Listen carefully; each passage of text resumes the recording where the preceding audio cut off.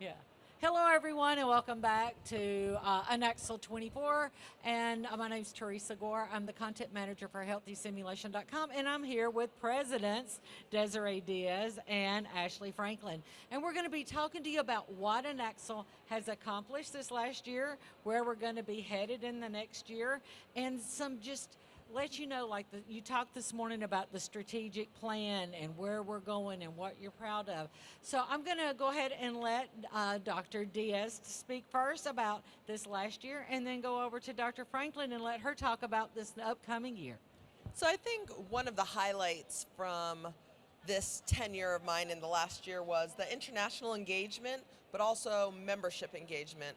So being available to our members, on LinkedIn, we have the tea time with the presidents, and Ashley's going to take over that, just so you all know what we're doing on a daily or a monthly, because after all, this is our organization, and that's been really important to me, as well as the partnership with SimZine, which is an international simulation magazine based out of Italy, and it's published from there, but we do have copies at the INACSL booth. If people are here, they can go get some and take them home with them. So some of that is my biggest moment for me this year, is really letting our members know that the board is working for them everywhere. I could build on those two themes because I think what we aim to take forward next year, I believe that's what you were asking me.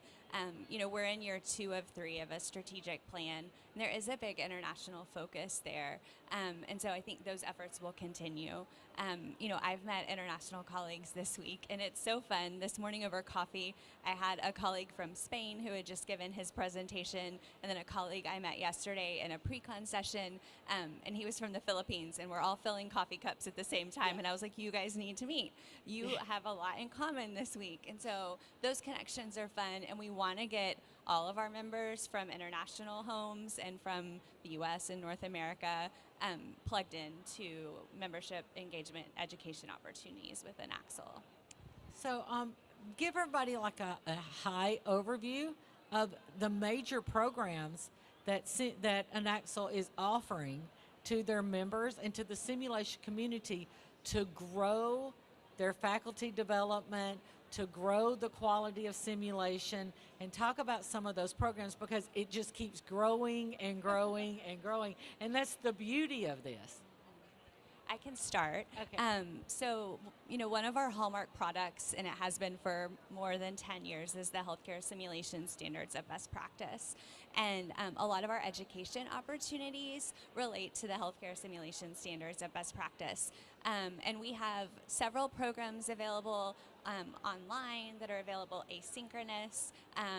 Some of them also have continuing education credit for our professional licensure that help people think about operationalizing the standards in their local simulation center, whether that's an academic setting or a practice setting. I think there's a lot of informal professional development that happens through our committees and our special interest groups too. So it definitely continues beyond the conference and the 3 or 4 days that we get to spend together. So you have rigs and SIGs, correct? Okay. So if you'll give them what they are, just kind of the high overview. Yeah. Where you are is a RIG, so a regional interest group, and then the SIG is your specialty interest group or special interest groups. So that's where some of those informal programs happen.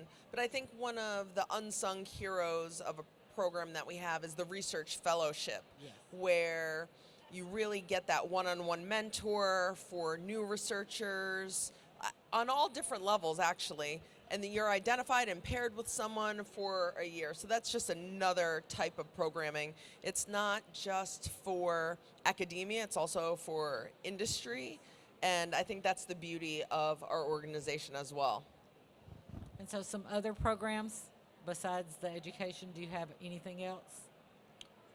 Yeah, we have, do you want to talk more about them? Go ahead. Yeah.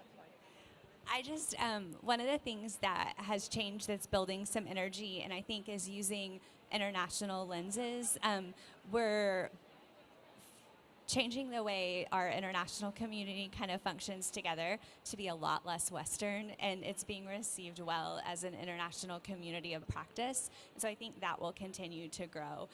And those individuals from various countries around the world, we want to help them operationalize the standards in whatever context it is, whether they work in an academic setting or they partner with their governments to do simulation in healthcare. And I think you talked about the membership. That's what you've been, that membership. And I think you're hitting the high numbers now, aren't you? And attendees here too.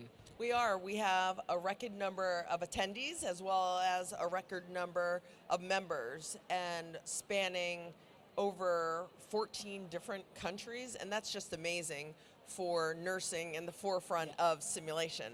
Although we are nursing and our primary focus is nursing, we encompass all healthcare professions, and we even have a operations special interest RIG, which is our operational side, and they're not all nurses. So I think we said this morning there were 1,150 attendees, and your membership's 3,100. Yes, and I'm so excited to see that from when I became involved in 2008, is to see the growth and how this just continues to go forward, and how INACSL has impacted the professional simulation community. So if there's one thing you would like to leave with people here and with people who watch the video, what would you like them to know about INACSL? I think it's important to know that INACSL is mobilized. We are out there, we are out international, nationally, we are representing you well. We are partnered with CSAM, and we're helping their nursing section by providing content and joining forces with them to empower other nursing sections across the globe. It's not just us wanting everyone to come to this conference in this country. And the other aspect I think everyone should know is the standards are free. So the healthcare simulation standards of best practice, you don't have to be a member. You can go to the website, download them, download the infographics. They're in multiple languages. We all need to use them. We all need to speak the same language to improve patient outcomes. And I would just add how to get in contact with INACSL. We do a pretty good job of maintaining content on our LinkedIn page and on Facebook as well. And our website, inaxl.org, is updated. We hope things are easy to find there. So we want to be accessible, and we want to continue conversations after we leave Raleigh in a few days. And I want to leave with one thing, is INACSL was one of the organizations involved in the International Consensus Statement for Healthcare Simulation, and you were involved, correct? So yeah, yeah. So I think that's something that, we're at the table and we are leading and going forward. So I do want everybody to make sure that's in all 4 journals, and so go to Clinical Simulation and Nursing and read the consensus statement. So everyone, have a great rest of your day, and we'll talk with you later.